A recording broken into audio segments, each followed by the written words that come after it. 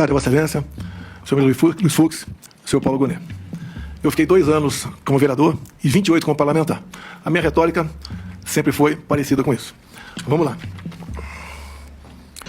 A questão da desconfiança, suspeição ou crítica às urnas não é algo privativo meu. Eu poderia citar vários nomes, citaria apenas alguns aqui.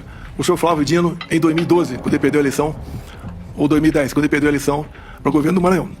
Ele diz, eu teria um vídeo, mas foi indeferido o pedido, mas no vídeo está o seguinte: hoje eu tive a oportunidade de ser vítima de um processo que precisa ser aprimorado, ser melhor auditado, que é o sistema das urnas eletrônicas.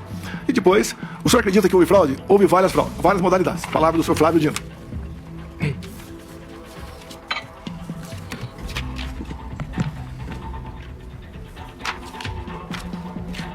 Depois também, curiosamente, uma outra inserção no horário eleitoral gratuito do senhor Carlos Lupe. Por que curiosamente? Foi ele que entrou com uma ação no TSE pela minha inelegibilidade, por crítica às urnas eletrônicas. Ele falava em fraude. Mas numa dessas inserções, aproximadamente 30 segundos, que até hoje está no Facebook dele, ele termina dizendo o seguinte: sem a impressão do voto, não há possibilidade de recontagem. Sem recontagem, a fraude impera. Repito a Vossa Excelência, até hoje isso está lá no Facebook do senhor Carlos Lupe. Eu batalhei muito na Câmara, desde 2012, pelo voto impresso. Consegui aprová-lo em 2015 para 2016. A senhora Dilma Rousseff vetou, a proposta voltou para o Congresso, só na Câmara nós derrubamos o veto, com votos do PT, inclusive. No Senado, algo parecido, também derrubamos o veto. Fiquei feliz que teríamos, em 2018, o voto impresso. Eu não lembro se eu pedi audiência ou o ministro Fux me convidou. Eu fui conversar com ele sobre essa questão. E ele mostrou para mim que 5% das sessões eleitorais do Brasil teriam o voto impresso. Por que 5%? Porque não tinha recurso para mais coisa. E com o tempo ia chegar a 100%. Fiquei muito feliz, agradecer ao ministro Fux, me tratou muito bem.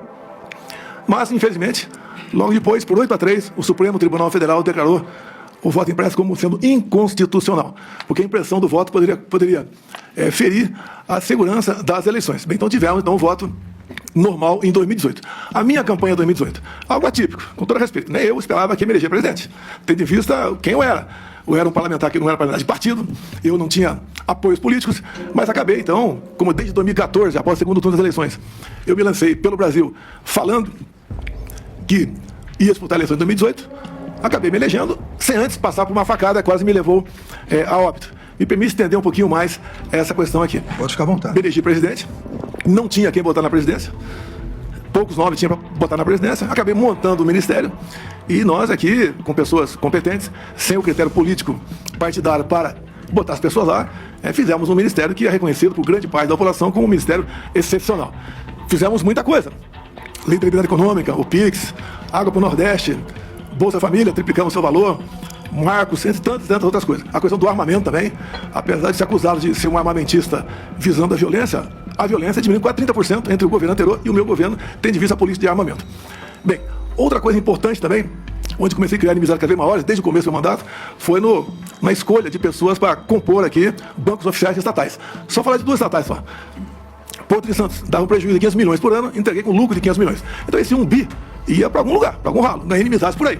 Uma outra, para ser mais rápido, Itaipu Binacional. Chegamos lá, botei o senhor Silvio Luna como presidente da estatal e ao longo de 4 anos, nós reduzimos a tarifa em dólar de 45%. E uma empresa que era conhecida apenas por gerar energia, o que ela fez a mais? Fez a segunda ponte com o Paraguai. Uma ponte com 170 metros de vão. Começamos a fazer a segunda ponte de Porto Mutinho. Alongamos em 600 metros o aeroporto de Foz do Iguaçu. Mais ainda, atendemos com pequenas obras de infraestrutura mais de 50 municípios no entorno da bacia. Asfaltamos a Transboiadeira, 43 quilômetros. Fizemos o acesso aos aeroportos. Ou seja, sobrou dinheiro para fazer muita coisa lá. E, obviamente, isso, no passado, a tarifa era cheia e nem obra era feita e era usada à vontade esse recurso. Por que à vontade? Porque é uma empresa que não é auditada pelo TCU por ser binacional. O que os conselhos decidem, está decidido e ninguém toca mais no assunto. Então, quando a gente começa a tapar os ralos da corrupção, aparece uma enormidade de pessoas que vão contra a gente. Ganhei também, então, uma antipatia enorme da imprensa contra a minha pessoa. E também a questão das pautas dos costumes, né? Eu sou católico, minha esposa é evangélica, e eu sempre preservei a família e a inocência de criança em sala de aula. Mais um foco de atenção contra a gente. E até do próprio Supremo Tribunal Federal, respeitosamente, eu tinha pelo menos uma ação por semana para me explicar em 24, 48 horas o porquê daquilo. Mas faz parte da regra. Vossa Excelência, o senhor ministro Fux, aqui do Supremo, não me viram desrespeitar uma só ordem do senhor. Não me viram em nenhum momento eu agi contra a Constituição. Eu joguei dentro das 4 linhas o tempo todo. Muitas vezes me revoltava, falava palavrão, me revoltava, tá? Falava que não devia falar, sei disso, mas, no meu entender, fiz aquilo que tinha que ser feito. Quanto providência na questão das eleições aqui. Eu deixo claro a Vossa Excelência, as Forças Armadas não se miscuíram na política. E nem eu, como presidente, também fiz o mesmo. O senhor ministro Barroso, enquanto presidia o TSE, criou a Comissão de Transparência Eleitoral e colocou lá dentro, entre outras instituições, as Forças Armadas. O que eu falei para o ministro da Defesa?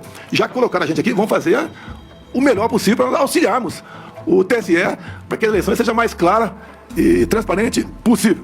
No tocante àquela reunião de julho, onde alguns falam que reunião do golpe com 20 plaquinhas na frente das pessoas, mas 40 pessoas assistiam. Vossa Excelência falou ali que dos 70%. Coincidência talvez, mesmo? Eu complementei. Vão aparecer 49. Apenas uma coincidência. Não tinha prova de nada no tocante. Um desabafo meu com toda certeza. Dúvida sobre eleições.